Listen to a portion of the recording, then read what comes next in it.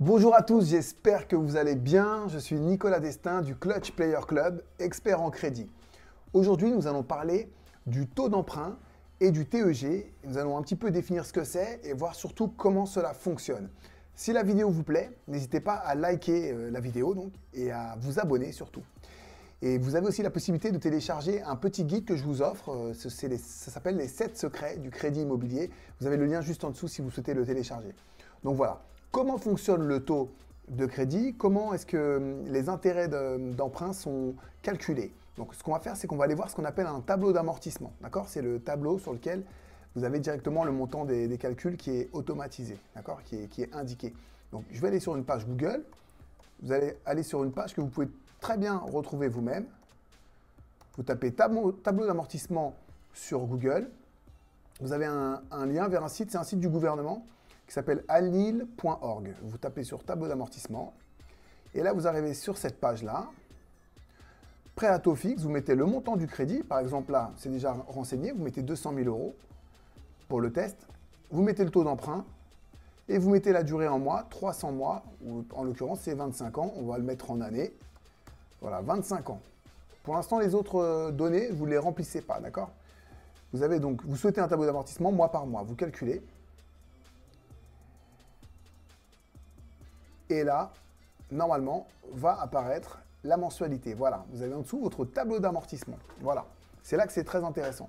Donc concrètement, lorsque vous faites un crédit, vous empruntez 200 000 euros à un taux d'intérêt à 1,3%, c'est un taux annuel, d'accord? C'est le taux moyen que vous allez payer sur l'année.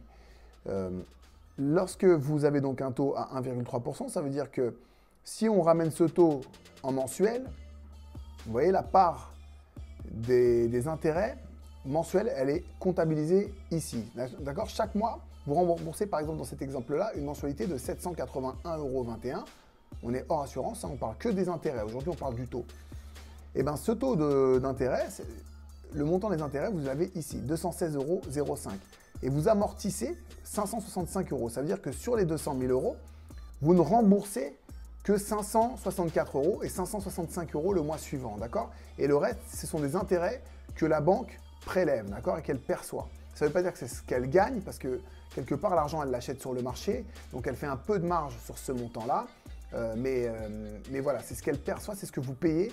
Donc lorsque vous empruntez 200 000 euros, eh ben, le premier mois, vous amortissez 564 euros. Ça veut dire que le mois suivant, vous devez 200 000 moins ces 564 euros. C'est comme ça que ça fonctionne. Donc ça, les intérêts, évidemment, c'est la somme qui, entre guillemets, pour vous en tout cas, va à la poubelle. Et l'amortissement, c'est vraiment la partie que vous remboursez réellement sur les 781 euros de mensualité. Ce qui est très intéressant dans le tableau d'amortissement, c'est que forcément, le mois suivant, vous avez une somme qui est moins importante. Vous devez moins d'argent au mois numéro 2, vous devez encore moins d'argent au mois numéro 3, et donc vous payez 1,3% de la somme restante à chaque fois. Ce qui veut dire que les intérêts, le montant des intérêts, il diminue avec le temps. C'est pour ça que des fois, on a une idée commune où on se dit c'est les premières années qu'on paye le plus d'intérêts, qu'on paye les intérêts. Ce n'est pas tout à fait exact.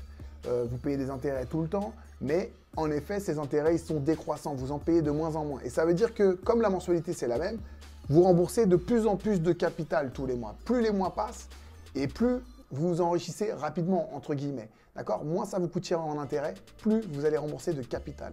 D'accord? C'est pour ça que ça accélère de plus en plus. Et c'est aussi pour ça que parfois, il n'est pas forcément toujours intéressant de faire un rachat de crédit lorsqu'on est dans les dernières années de son crédit. C'est parce que la proportion des intérêts dans les dernières années, elle est très faible par rapport au capital que vous remboursez. Donc des fois, ce n'est pas intéressant. Voilà, donc c'est comme ça que fonctionne le taux. Le TEG, c'est un petit peu différent. Dans le TEG, simplement, vous avez ces intérêts qui sont comptabilisés et vous avez en plus le coût de votre assurance qui est intégré dans le TEG. Donc le taux de base, il peut être à 1,3% par exemple. Si le TEG est à, en l'occurrence, 1,308, là, c'est parce que vous pouvez avoir dedans des frais de dossier qui sont réintégrés au départ, qui sont réintégrés dans le TEG, alors qu'ils ne sont pas dans le taux forcément, des frais de caution qui peuvent être réintégrés et de l'assurance. Voilà, donc le TEG, c'est vraiment un élément avec tous les frais compris.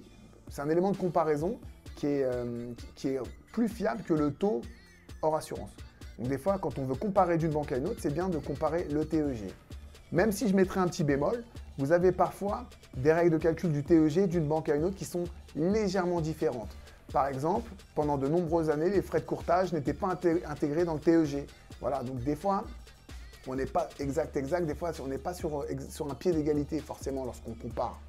Parfait, mais en tout cas, c'est un bon élément de comparaison. Donc voilà, j'espère que la vidéo aura été utile.